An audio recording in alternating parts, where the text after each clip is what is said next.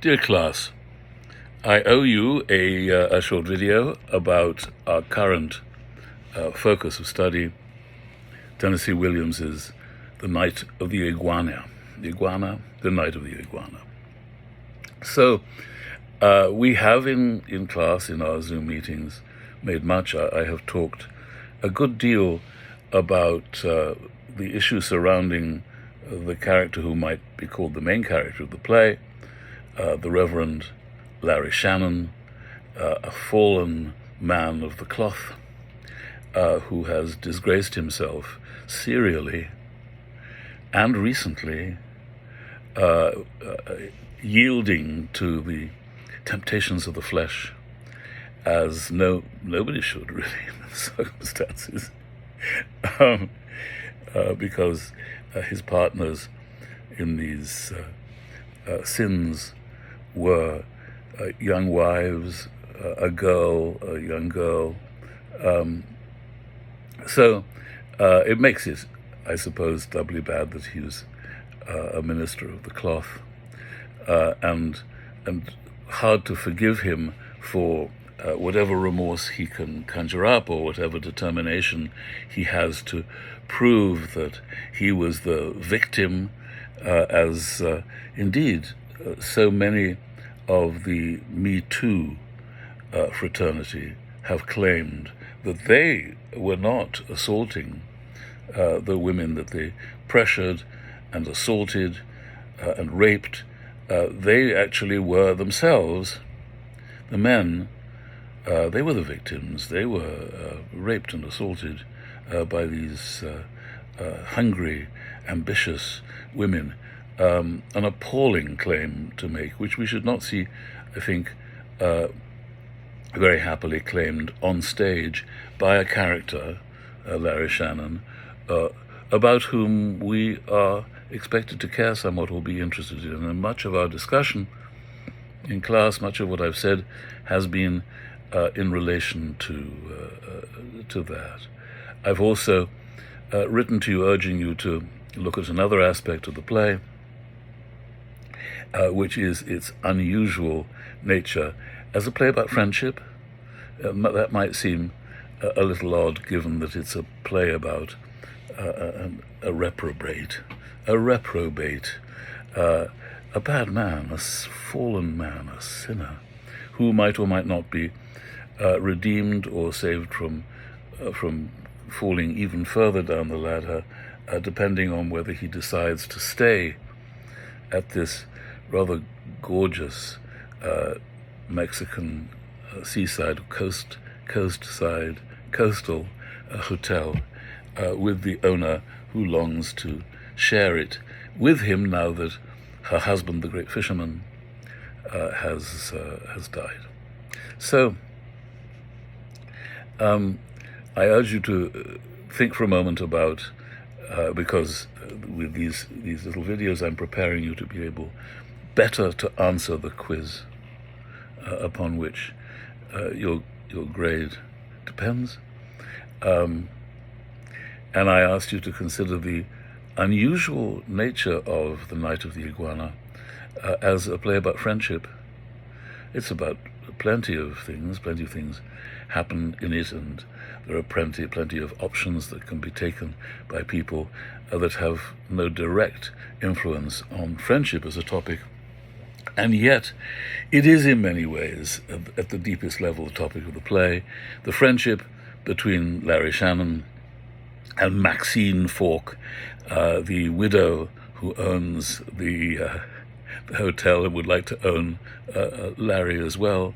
But there's certainly a friendship there. They've known each other for a good long time. And the new friendship between Larry Shannon and the saintly Hannah, who appears at the hotel in the company of the itinerant poet, her very elderly grandfather, she herself an artist.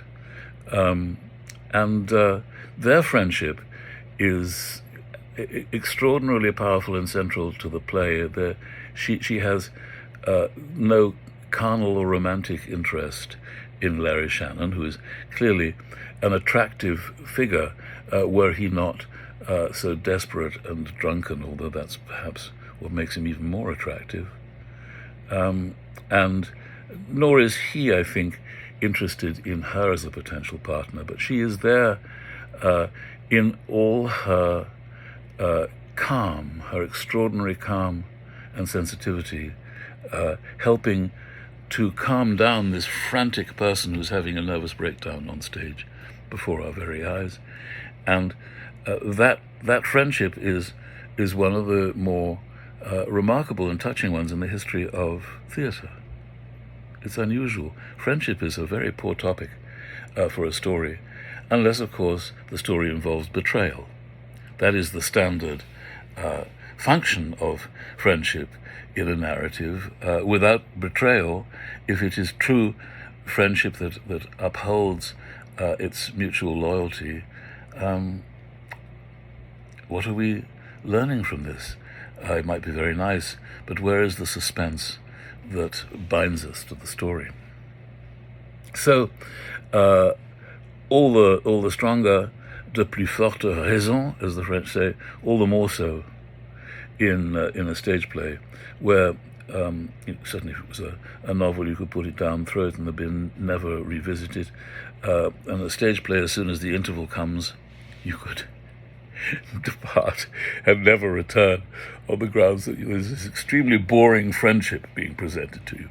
But of course, although you could do so, it's actually quite dramatic to juxtapose a man possessed by his own devils with a woman who is truly of saintly kindness. And there's a goodness, as she knows and recognizes and is able to recognize, it's her singular characteristic in the play, to recognize the goodness in Larry Shannon, who, though he has his devils, is not without goodness himself, as we see in his behavior towards Hannah's grandfather, the elderly poet, who finally produces, by the end of the play, a wonderful new poem, the new poem which is his last, and which allows him to die, and which gives the shape of the play, gives to the play an interesting shape among all the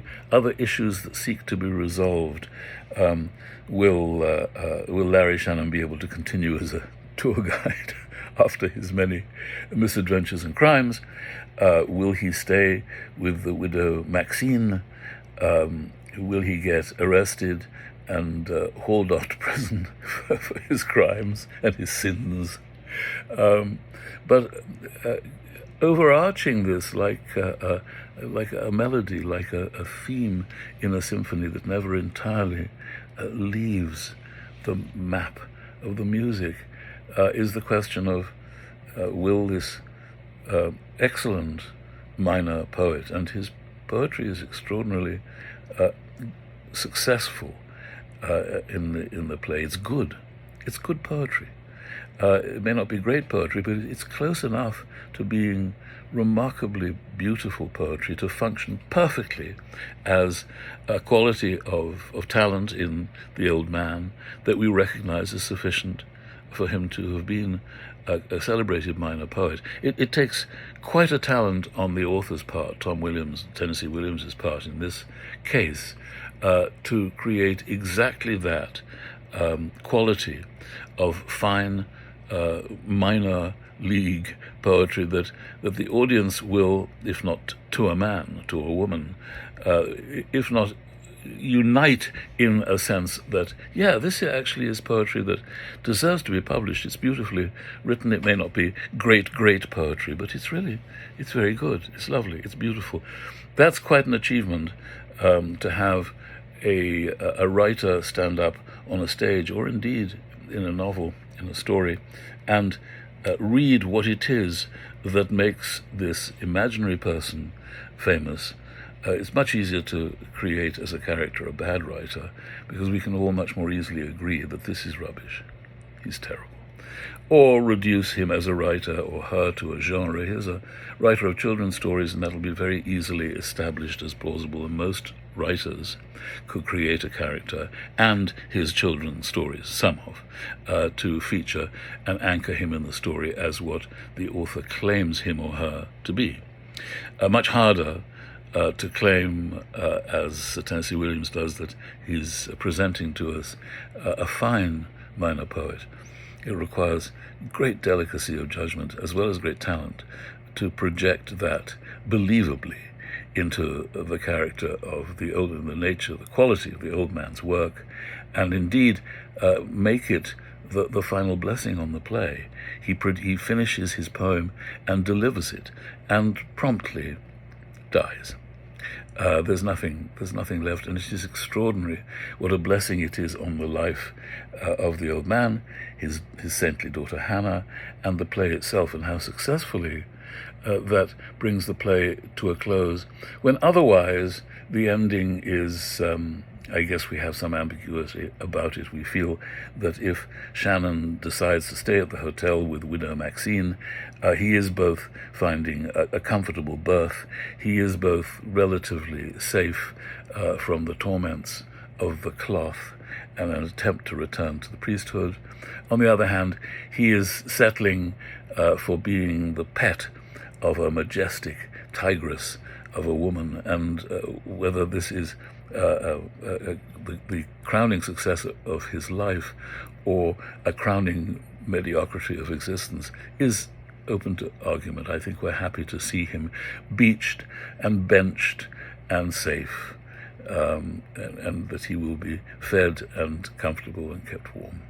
But the climax of the play has nothing to do with friendship. The climax of the play is the revealing of the heart of Tennessee Williams's,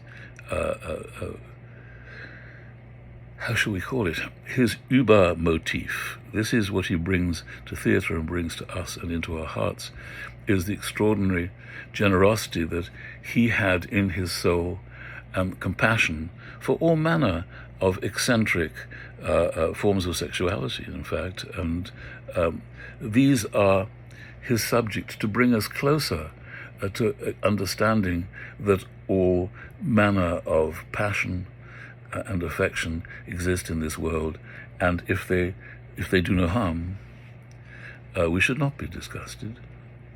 And so comes the core of the play right at the end, really, just before Nonno, which is Italian for grandfather, produces his great last poem. We have Lawrence Shannon persuading Hannah to tell him of any love, passion, sex that she may have had in her seemingly pure life. And she tells this extraordinary story of how she's approached by a traveling salesman, an Australian, and they are in a sampan together out on the water. It's almost as though they're in Venice, and there's a gondolier somewhere. There's certainly somebody pushing the sampan along, and he asks her if she would consider giving him a garment of hers. It's pretty clear at once what garment he means, and she does so and lets him turn his back to her and perform the sexual act that he needs to perform. And she tells this story so that we may find it, in our conventional wisdom, shabby, maybe even vile, sort of disgusting. And she seeks to make us understand that it's none of those things. It's human. We should not sneer at it. We all have our secrets, or most of us do. And at that moment, Williams invites us in to the community of human beings. He opens wide the door. And it's a beautiful thing and a characteristic thing, and this is one of the great things that he brings as a playwright to the theatre, and as an American. He is one of the 2 or 3 greatest American playwrights, and it is his American openness and compassion that he brings, and oh, that we could always think of that as the ruling characteristics characteristic of America, if only. Yet it does belong to a new world, to the new world, to America, that level of understanding, as opposed to the Puritanism that also arrived on our shores at the same time, which would exclude so many versions of being human, so many versions of desire and appetite. And there is William saying, no, inclusiveness is our heritage, and I will open wide the arms of my play to make you understand this. Thank you, dear class.